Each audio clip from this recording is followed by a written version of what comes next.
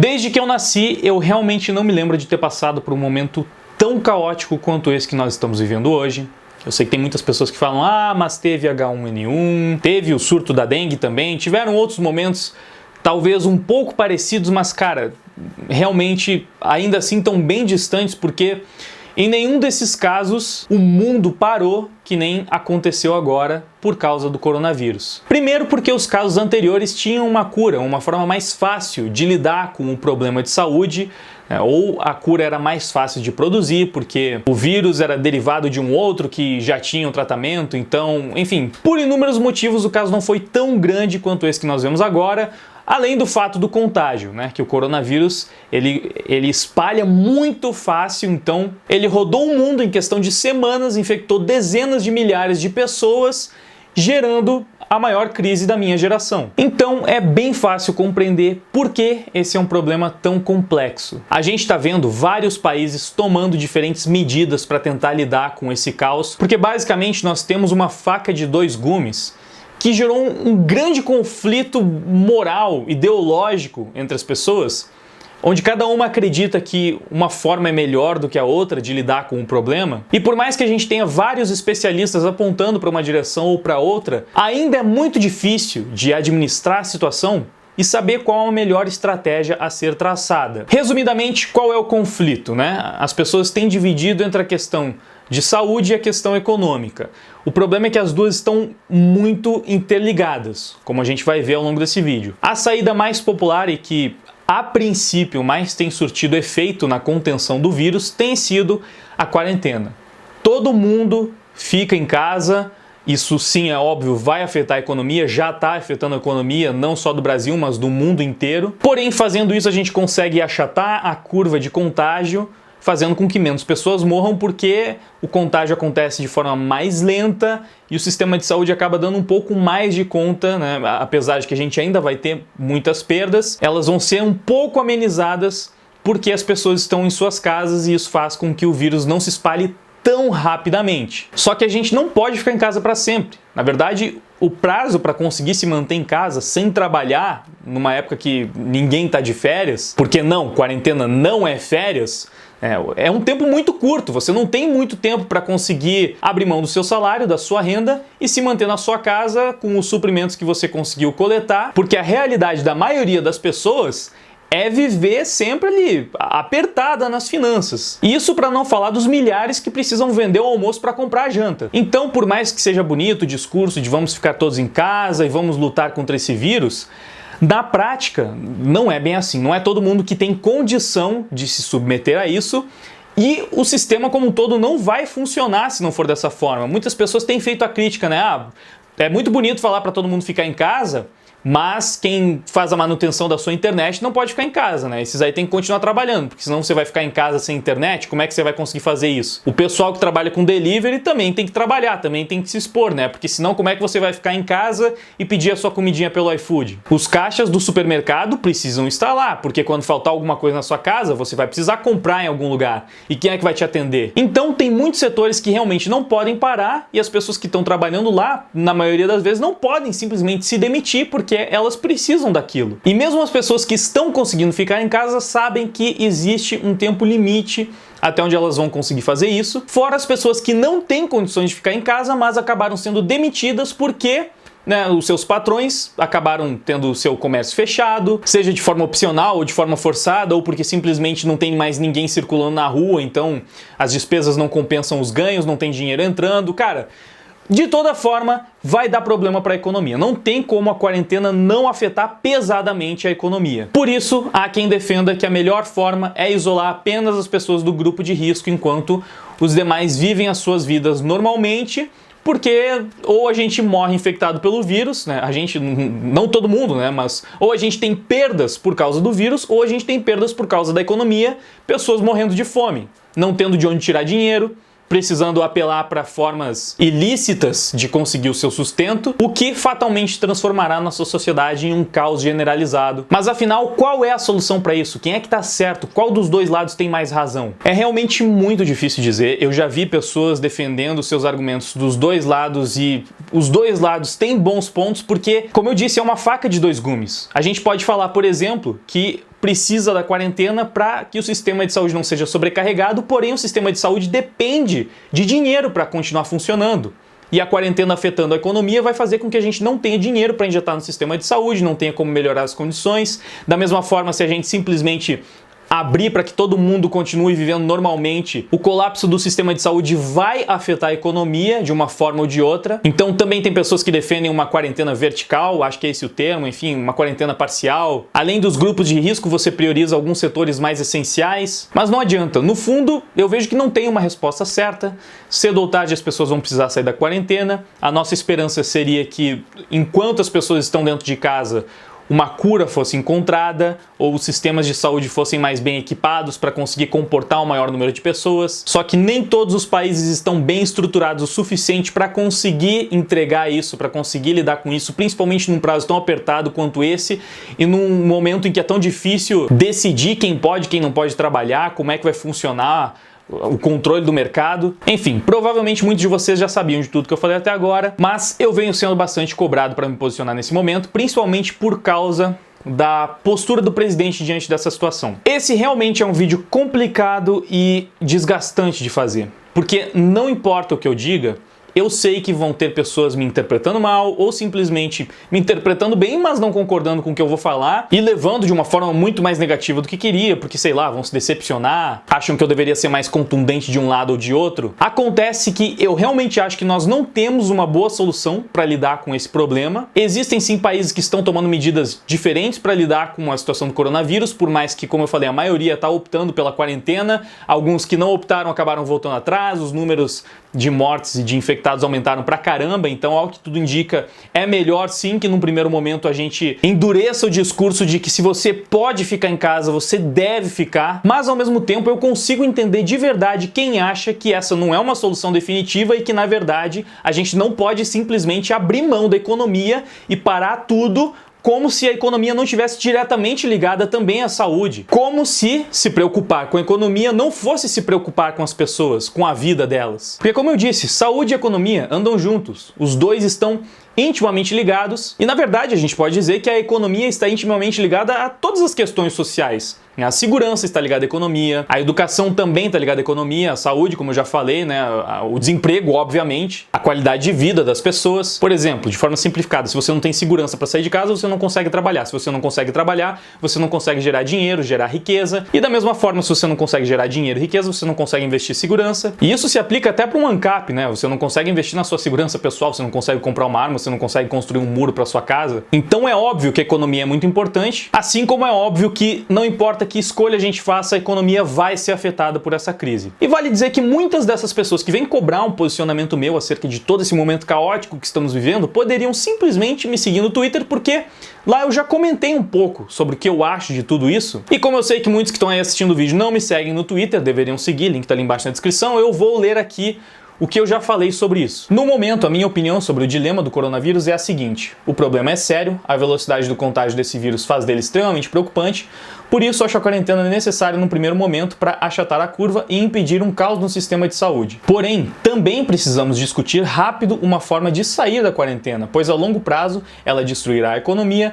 e fará com que milhares morram de fome. O ideal seria conseguir isolar os mais velhos enquanto os jovens voltam para sua rotina de trabalho, mas eu entendo que isso é um tanto quanto utópico por dois motivos. Primeiro, porque os jovens, ainda que sejam bem menos afetados pelo vírus, continuarão propiciando o contágio e muitos irão para a UTI da mesma forma, o que ainda trará o colapso do sistema de saúde. Inclusive, acho que eu posso até citar o caso do Dybala, por exemplo, que é jovem, é um atleta, não possui um histórico de problemas de saúde, obviamente. Ele deve ter, sei lá, uns 26 anos, é um jogador profissional da Juventus. Ele contraiu o coronavírus e disse que sentiu problemas para respirar. Ele também sentiu sintomas de uma forma mais pesada. Então, ainda que os jovens sejam bem menos afetados, se eles não tiverem nenhum problema de saúde, né, se eles não forem parte do grupo de risco, isso pode sim acontecer. Muitos acabam indo parar nas UTIs. e, infelizmente, alguns acabam não aguentando também. Então não vamos ignorar completamente os jovens como se eles fossem totalmente inatingíveis. Eles são um problema principalmente como transmissores, mas eles também podem ser vítimas do coronavírus sim. Além disso, precisamos contar com uma disciplina absurda de toda a população, mantendo os idosos que moram na mesma casa dos jovens isolados em um cômodo totalmente esterilizado, e sabemos que não vai acontecer.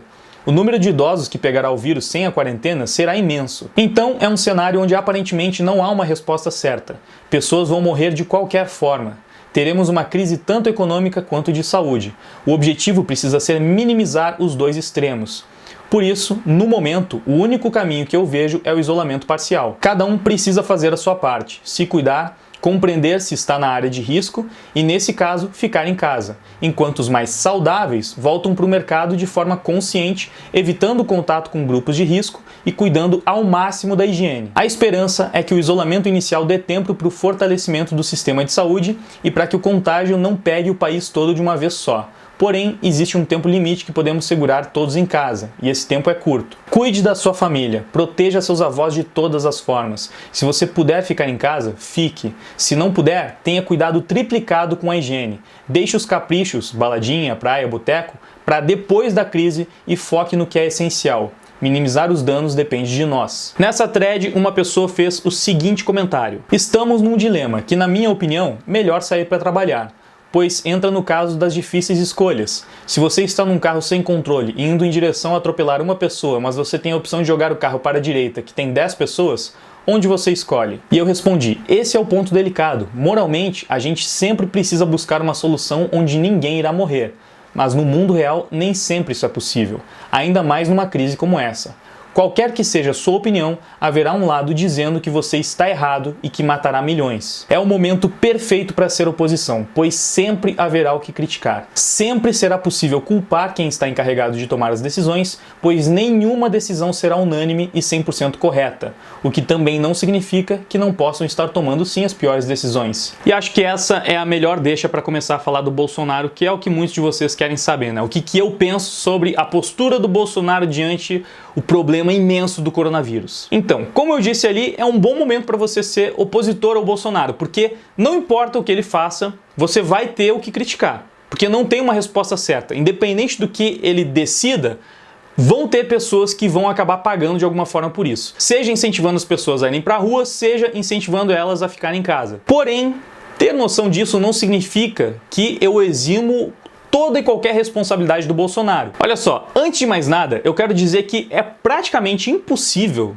pelo menos eu acho, praticamente impossível se arrepender de ter votado no Bolsonaro, porque se você votou nele, provavelmente você teve um desses dois motivos. O primeiro é porque você realmente concordava com ele, sei lá, se identificou com o Bolsonaro, é um bolsonarista, sei lá, você é um conservador, você se identifica muito com a direita. Ou o segundo motivo, que foi para tirar o PT.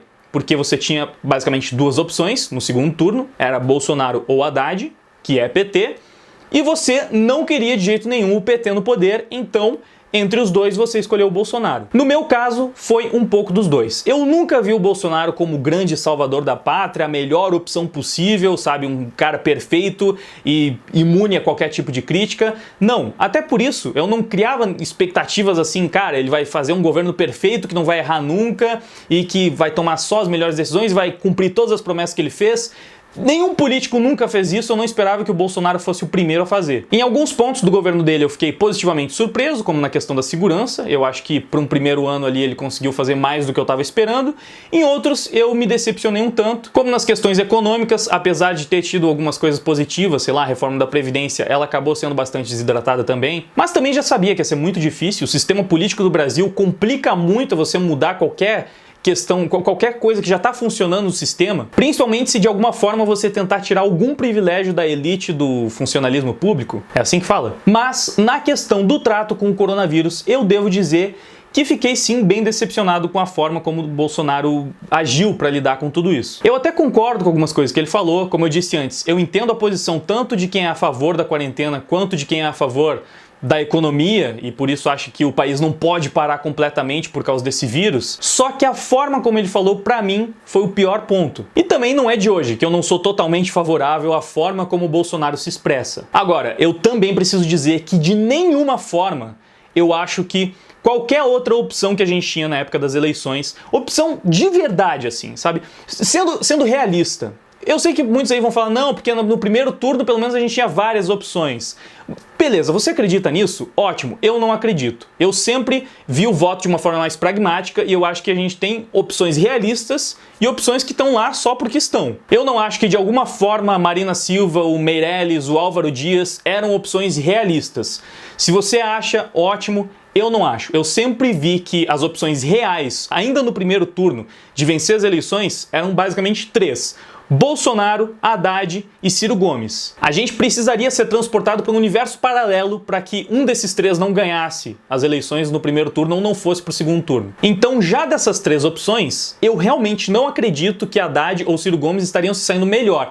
Talvez o discurso deles agradasse mais uma parte da população que agora, talvez não, com certeza, uma parte da população ficaria muito mais feliz com o discurso trazido pelo Haddad ou pelo Ciro Gomes, mas na prática, eu acho que provavelmente seria um desastre, porque eu tenho, cara, é claro que eu não tenho como ver o futuro, mas assim, eu tenho muita convicção de que se fosse o Ciro ou o Haddad, a saída para eles seria basicamente, sim, manter a quarentena e imprimir dinheiro.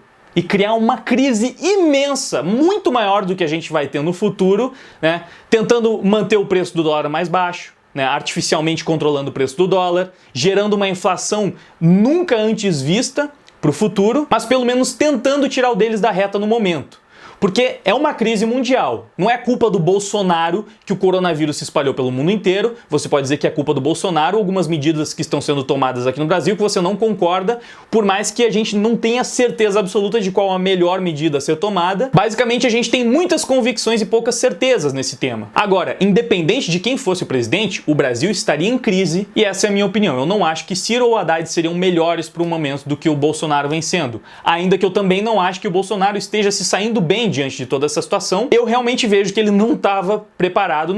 Eu não acho que qualquer um estaria preparado para lidar com uma crise desse tamanho, principalmente no seu primeiro mandato. Mas eu acho sim que o Bolsonaro poderia estar se saindo muito melhor. Se em muitos discursos ele não estivesse fazendo pouco caso, né, falando tantas vezes na gripezinha. Cara, ele tá gerando muitas frases que é óbvio que vão ser usadas à exaustão pelos opositores, tanto os da esquerda quanto os da direita. Quando ele fala do histórico de atleta dele, quando ele fica batendo na tecla da gripezinha, quando ele se pergunta por que parar as escolas, sendo que as crianças não fazem parte do principal grupo de risco, é claro que isso vai ser usado contra ele. Eu acho que ele não deveria ter dito nenhuma dessas coisas. Por mais que o dilema geral entre saúde e economia, entre quarentena e mercado, exista e esteja afetando várias pessoas e realmente dividindo opiniões. Então, basicamente, eu não me arrependo de ter votado no Bolsonaro, mas eu não acho que ele está lidando bem com essa situação. Eu acho que, de qualquer forma, seria uma situação muito difícil de lidar de qualquer forma, mas ainda assim eu devo dizer que ele deveria sim estar lidando melhor com tudo isso. E acho que cabe dizer mais uma coisinha sobre essa polarização do dilema do coronavírus. Muita gente alegando que ele está sendo populista e tal. Eu até acho que dá para dizer isso, mas ao mesmo tempo também seria populismo se ele defendesse o discurso da quarentena, porque é o discurso que uma grande parte da população está defendendo e está usando para bater nele. Então é até difícil dizer qual discurso é mais antipopular, porque eu tô vendo muita gente usando isso contra ele, e é fato sim que a forma como ele tratou o problema do coronavírus fez com que ele se queimasse com muitas pessoas, ainda que fazer o discurso falando, não, mas e as pessoas vão comer o quê? Como é que elas vão viver sem dinheiro e tal? Possa soar também como um discurso populista. Mais uma vez, não importa a decisão que ele tomasse, você ia poder chamar o Bolsonaro de populista, porque as duas decisões são tanto populares quanto impopulares e eu nem sei dizer qual é mais. Eu até vejo hoje a posição de abraçar a quarentena como uma posição mais popular do que a de liberar geral. Mas aí é só a minha percepção, cagação de regra, não tenho como dizer realmente se uma é mais popular do que a outra. Enfim, para encerrar esse vídeo eu gostaria de ler uma última thread onde eu exemplifico a complexidade do tema e mostro que realmente, cara, é muito complicado você simplesmente polarizar e falar, não, aquele lado tá certo, aquele lado tá errado, ou eu vou apoiar incondicionalmente isso aqui ou aquilo lá. Porque não é simples, nem de longe é simples. As pessoas elas estão tratando esse assunto com uma simplicidade, com uma superficialidade absurda, sendo que é realmente muito complicado. Na verdade, eu nem sei como vocês conseguem formar opiniões tão contundentes sobre uma coisa que vários especialistas e, sei lá, os maiores líderes de todos os países estão quebrando a cabeça para tentar chegar numa conclusão e não conseguindo na maior parte dos casos. Enfim, a thread é essa aqui. Quer observar a complexidade do tema? Pare e pense somente na área da educação. Num primeiro momento, você pode pensar, bem, a maioria dos estudantes são jovens e crianças, logo, não são afetados, então não precisam parar as aulas. Mas aí você se lembra que para dar aulas precisam de professores, que geralmente são mais velhos, além do fato de que as crianças podem pegar o vírus e levar para casa, onde seus pais são mais velhos e onde alguns até moram com os avós. Então você pensa, bem, não é como se fosse o fim do mundo uma pessoa se formar um semestre mais tarde também. Então acho que não precisam voltar às aulas mesmo. E aí você se dá conta de que quando não tem aulas, professores não recebem seus salários também, o que é um problema. Sabemos que a maioria dos professores não ganham tão bem para se dar ao luxo de ficar em casa sem receber por grandes períodos. Muitas escolas não possuem estrutura para seguir pagando seus funcionários mesmo sem aulas. Ainda teremos problemas econômicos aqui. Aí, por fim, você pode chegar na conclusão de que as aulas podem acontecer remotamente, por Discord ou Skype, evitando o contágio, dando prosseguimento aos estudos e pagando os professores. Porém, nem todos terão acesso a esse recurso. Os mais pobres podem não ter condição de continuar pagando a internet no momento de recessão. Talvez não tenham computadores ou celulares, ou seja, não há uma solução ideal para todos. Isso que eu nem falei de todos os outros funcionários que trabalham numa escola, desde recepcionistas e atendentes até o pessoal da limpeza. Todos serão afetados pela paralisação das escolas ou serão potenciais contaminados caso voltem às aulas. Mesmo as melhores soluções ainda ficarão devendo em muitos pontos. E aqui estamos analisando apenas um cenário, o da educação.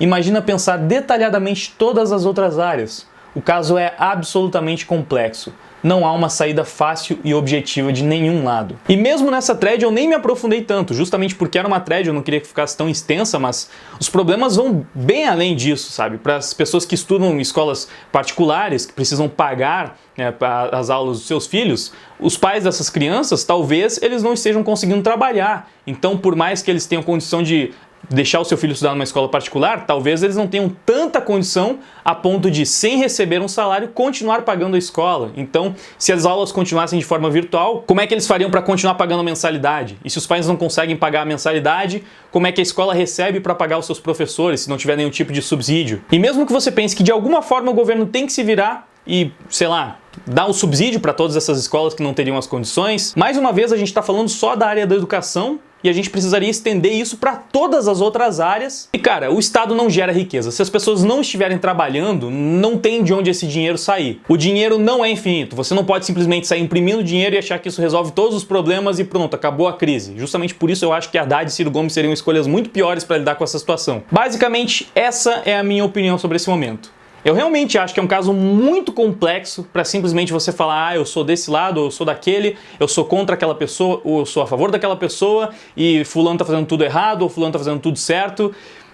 Eu acho muito difícil reduzir um caos mundial a qualquer, sei lá, mano, a qualquer resolução simplista. Se eu tivesse no lugar do Bolsonaro, eu acredito que talvez, pelo menos na parte da comunicação, eu estaria me saindo melhor, acredito. Mas eu também não sei como é que eu faria para resolver tudo isso, qual seria a melhor escolha. Claro, eu tentaria observar os outros países, o que está dando resultado lá e cá, o que funcionou ali, o que deu errado lá, por que é que voltaram atrás de uma decisão a colar. Mas infelizmente, mesmo isso não seria garantia de sucesso. Muita gente fica usando o Trump de exemplo, ou mostra as falhas e acertos da Itália. Outros preferem mostrar como a Holanda está indo por outro caminho, só que a gente ainda não sabe se vai funcionar, se eles vão voltar atrás. Ah, mas a maior parte dos especialistas está defendendo isso aqui. Ok, talvez então a gente tenha uma probabilidade maior de acerto indo por esse caminho, mas também não é 100% definitivo. A gente está vendo atritos mesmo dentro do governo, né? O ministro da Saúde às vezes fala uma coisa, aí o Bolsonaro faz outra, e aí o ministro da Saúde volta atrás, mas depois ele volta com o discurso anterior, e aí a população também acaba ficando dividida, e é óbvio que os nossos principais representantes que foram eleitos vão ser cobrados para tomar as melhores decisões num momento como esse, e eu realmente espero que eles tomem. E eu espero principalmente que o Bolsonaro aprenda a melhorar a sua comunicação, que eu acho que desde o princípio é o ponto mais fraco do governo, e que num momento tão crítico quanto esse tem sido realmente bem problemático, porque principalmente pra ele, tá fazendo só com que ele se queime cada vez mais, pelo menos com quem já não é seu fã, seu ídolo e praticamente assina embaixo de tudo que ele fala. Então, no mínimo, um pouco mais de cautela seria bem prudente numa hora dessas. Essa é a minha opinião. Eu sei que eu demorei mais do que eu deveria pra falar sobre tudo isso, eu sei até porque muitos estavam cobrando, como eu já disse, mas é realmente cansativo falar sobre isso. Eu sei que eu estou me colocando entre a cruz e a espada, que é o momento, né? Então tem pessoas que vão concordar veementemente, outras que vão discordar veementemente, e talvez eu perca inscritos e seguidores, e não importava para que lado eu me posicionasse, iam me colocar no meio dessa polarização, ou se não iam só falar que eu fiquei isento demais e também não iam ficar felizes com isso. Ou seja, eu não tenho o que ganhar com esse vídeo, mas eu me sinto na responsabilidade de fazer ele mesmo assim. Por isso, cara, se você discorda totalmente de tudo que eu falei aqui, se você se decepcionou, eu não posso te culpar, você tá no seu direito. Infelizmente, né, fazer o quê? Não se pode agradar a todos, a gente não vai concordar sempre, e se você não consegue lidar com isso, conviver com isso, faz parte. Eu lamento pelo radicalismo, mas eu respeito mesmo assim. É isso. No mais, obrigado por ter assistido esse longo vídeo até o final. Deixa o seu feedback aí embaixo, seja concordando ou discordando, não tem problema, você é livre para dizer o que você pensa aí, com respeito, de preferência, né? Deixa aquele like se você concorda, deixa um dislike se você discorda também. Se inscreve no canal se você ainda não é inscrito, se você gostou desse vídeo, para continuar acompanhando minhas opiniões, até porque eu acho que eu vou precisar de mais alguns inscritos depois desse vídeo. E se inscreve se você ficou com vontade depois de assistir aí, de ver qual é a minha opinião sobre tudo isso. De toda forma, eu agradeço muito pela sua audiência. Agora eu vou indo, valeu, até mais, fui! Não querem escutar, não sabem conversar, ou você concorda?